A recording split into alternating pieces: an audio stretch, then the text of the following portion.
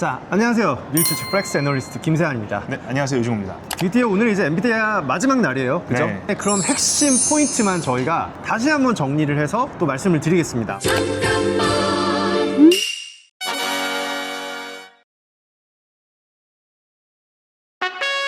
일단 저희가 지금 가장 많이 쓰고 있는 건 뭐죠? 생성형 AI죠. 그죠? 이 생성형 AI는 지금 챗GPT처럼 저희가 많은 웹상에 있는 그 정보들을 질문을 하면 딱 가져오는 방식이죠. 정답을 꺼내오는 그쵸, 거예요. 그쵸. 근데 이제 이 젠슨항 CEO가 얘기를 하기로는 이 AI 시대 자체가 에이전틱 AI로 지금 이미 발을 들여놓고 있다. 그럼 이 에이전틱 AI가 뭐냐라고 하면 우리가 AI한테 질문을 던집니다. 생성형 AI는 그 질문에 대한 답을 찾아오는 거죠. 발전했네요. 그렇죠. 근데 이 에이전틱 AI 같은 경우는 이 질문이 뭘까에 대해서 엄청난 생각을 하는 거예요. 그래서 혼자 생각하고 추론하고 그 질문을 계속 되새겨보면서 다양한 선택지를 이제 만들어 보는 겁니다. 그러면은 여기서 이제 그럼 엔비디아가 그럼 도대체 왜 필요하냐? 왜냐하면 데이터 센터는 기존에는 데이터를 저장하는 공간으로 저희가 활용을 했었죠. 그죠? 근데 그 저장을 해서 공간을 활용을 할 때 조금 더 너네 편하겠어 라고 해서 뭐 소프트 에서 서비스 이런 식으로 SaaS라든지 이런 소프트웨어들이 발달을 했다면 이제는 아까 말씀드린 에이전틱 AI에서는 AI가 질문을 엄청 생각을 해야 돼요. 그럼 계속 생각을 하다 보면은 AI가 토큰을 계속 만들어내는 거예요. 왜냐하면 계속 생각을 해야 되기 때문에 엄청난 양의 토큰을 만들어내기 시작을 하는 겁니다. 에이전틱 AI가 같은 질문을 해도 생성해내는 토큰의 양이 거의 20배가 더 증가한다고 해요. 엔비디아에 의하면. 예전에 데이터 센터는 이제 저장의 공간이었지만 이제는 데이터 센터가 토큰을 만들어내는 AI 팩토리 팩토리로서의 역할을 할 거고, 이 많은 팩토리를 돌리기 위해서는 컴퓨팅 능력이 무조건 선행되어야 된다. 여기서 이제 AI가 한 단계 더 지나면 저희가 원하는 로봇, 자율주행 이런 것들을 멀티모달 AI를 이용해서 할 수 있는 피지컬 AI로 넘어가는 거죠. 그러면 우리가 지금 딱 있는 이 시기, 에이전틱 AI가 지금 딱 도래한 그 시기라고 보시면 될 것 같아요. 어쨌든 그러면 데이터 센터의 자, 여러분, 갑자기 강풍이 불기 시작해서 저희가 갑자기 카메라가 좀 무너지고 또 음악 소리가 나오기 시작해서 저희가 좀 실내로 옮겼어요. 카메라 부서질 뻔했습니다, 진짜. 네. 엄청 테이블 순간적으로. 좀 그만 움직이셨으면 좋겠어요. 자, 어쨌든 그래서 이제 에이전틱 AI로 넘어오면서 아니 자꾸 왜 그러지? 자, 이제 들고 갈게요, 제가. 죄송합니다. 자. 죄송합니다.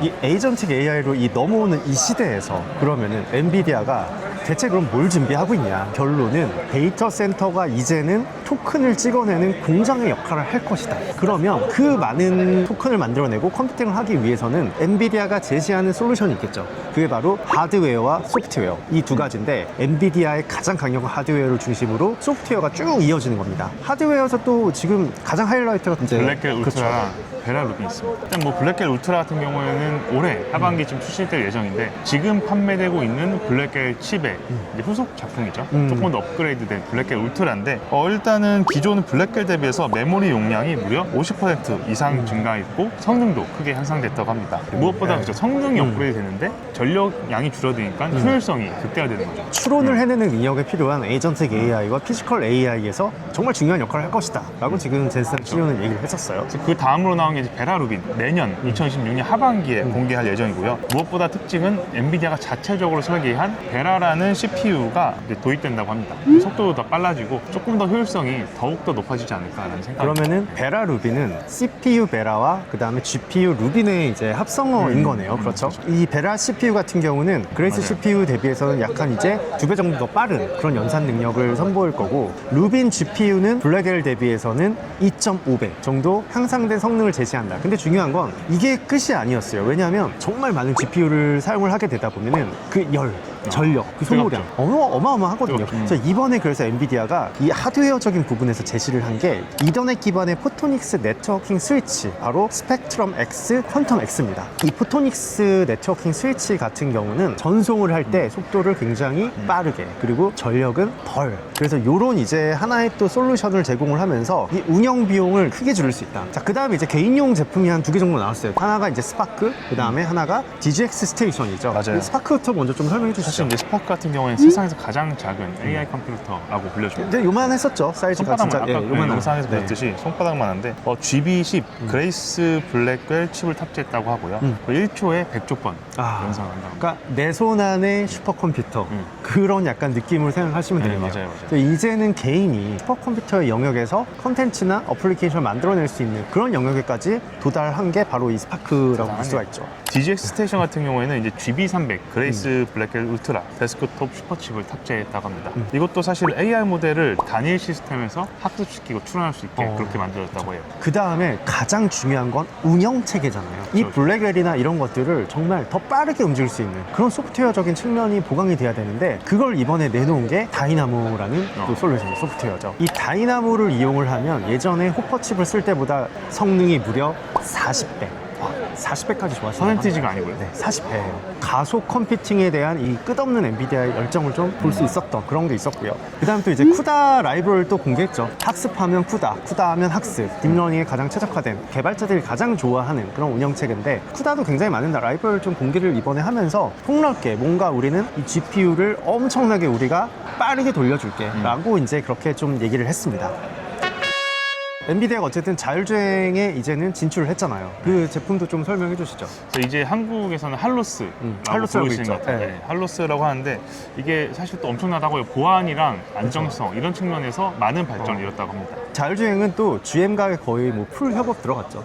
굉장히 더 많은 업체들이 조금 나중에는 갈 수 있는 그런 약간 공간을 열어놨다. 이 정도를 언급을 했고요. 그리고 마지막으로 우리가 궁극적으로 도달해야 되는 분야는 로봇이나 이런 쪽이잖아요. 그쪽엔 사실 이 엔비디아의 가장 핵심적인 솔루션이 옴니버스, 그 다음에 코스모스예요. 옴니버스 먼저 설명해 주시죠. 옴니버스 같은 경우에는 사실 2년 전에 이제 배포된 소프트웨어인데 그 메타버스 소프트웨어예요. 가상현실에 현실 세계를 그대로 구축한 디지털 건데 트윈 같은 그쵸? 그런 개념인 디지털 거죠. 트윈인데 특징이 현실 세계에 물리 법칙이 그대로 적용된다고 합니다. 그러니까 컴퓨터 안에 지구가 들어간 거네요. 그쵸. 그래서 그런 걸 가지고 이제 어떻게 보면은 빅데이터를 이용해서 이 옴니버스를 가지고 다양한 시뮬레이션에서 모델을 만들어내는 거잖아요. 그쵸? 하나의 뭔가를 모델 솔루션을 만들어내면 그 모델을 진짜 현실 세계에서 한번 테스트해 보는 거예요.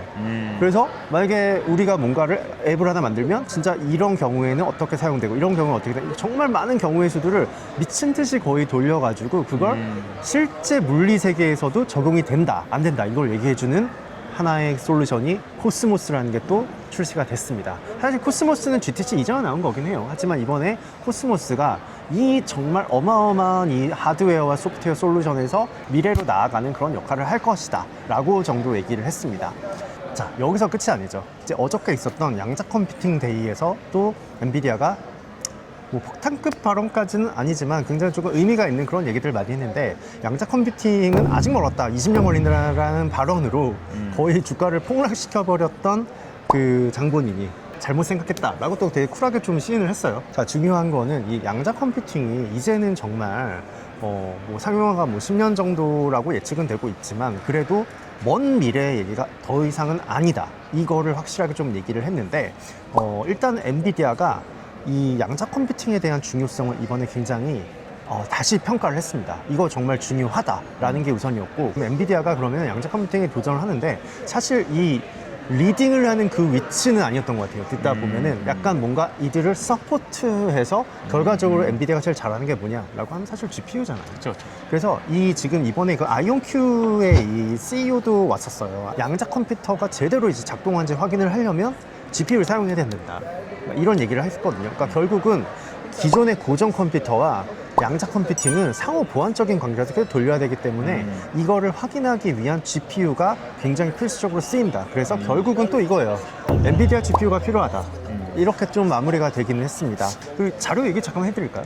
사실 저희는 주가는 최근까지 많이 좀 빠졌죠. 빠졌지만 엔비디아라는 기업이 앞서 설명드린 그런 엄청난 비전에 힘입어가지고 상대적으로 강력한 이익 성장이 기대되고 그리고 이를 반영했을 때 상대 주가도 저평가되겠다. 그렇죠. 일단은 뭐 시장에 나와 있는 저희가 컨센서스를 좀 이용을 해서 이 엔비디아의 이 이익 성장성과 이런 모델을 조금 돌려보면은 12개월 선행 이 P 멀티플이 굉장히 낮은 수준이다. 네. 그러니까 결국은 이익을 반영했을 때 주가는 조금 저평가되어 있고 그것뿐만 아니라 이제 절대적 주가 수준에서 보더라도 엔비디아의 ROE가 지금 거의 한 60%가 넘어가죠. 그렇죠. 70%까지 될 수도 70%가 이렇게 왔다 갔다 했던 기업인데 이 정도의 ROE를 가지고 있는 기업이 PBR은 또 주가가 많이 빠지면서 그 괴리율이 조금 생기면서 저희가 봤을 때는 업사이드, 이 주가 상승 여력이 지금 굉장히 조금 많이 남아있는 게 또 엔비디아다 이렇게 조금 보고 있기 때문에 어쨌든 결론은 저희는 주가는 저평가되어 있다고 봅니다. 맞습니다. 네. 그래서 이제 이런 얘기까지 저희가 좀 해드리고 또 저희가 이제 한국에 돌아가서 다시 엔비디아 또 특별편을 또 한번 해야겠죠. 그렇죠. 그때 한번 저희가 또 미국 주식 플렉스로 여러분들에게 좋은 내용으로 다시 한번 찾아뵙도록 하겠습니다. 그러면은 미국 주식 플렉스 엔비디아 편은 일단 여기서 끝내야죠. 네. 현지편은 여기서 마무리하고 이제 한국으로 돌아가서 다시 여의도에서 한번 인사를 드리도록 하겠습니다. 여러분 시청해주셔서 감사합니다. 여기서 인사드리겠습니다.